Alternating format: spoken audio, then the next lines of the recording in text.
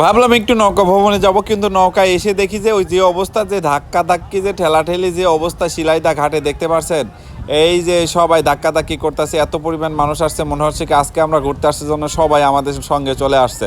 এত পরিমাণ মানুষ, ঘোরার মানুষ আসলে পার হয় দেখতে পাচ্ছেন।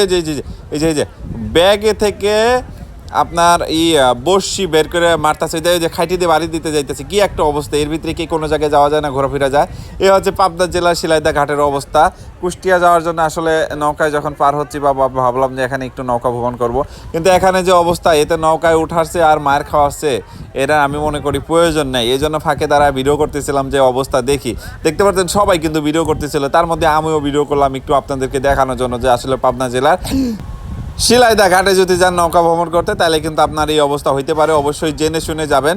যে পরিমাণ ভিড়, এই ভিড়ের মধ্যে এসে তো আসলে বিপদে পড়ে গেছি। এখন আর কি করার, এখন দাঁড়ায় শুধু মারামারি দেখতেছি। আসলে পাবনা জেলা মানেই গ্যালজাম আর মারামারি সেরা, কিন্তু এরা দেখতে পাচ্ছেন এই যে মারামারি। একজন কিন্তু নৌকা এদিক দিয়ে ওঠার চেষ্টা করতেছে, দেখতে পাচ্ছেন নৌকা ধরে আছে, বাট স্যান্ডেল খুলে দাঁড়ায় আছে।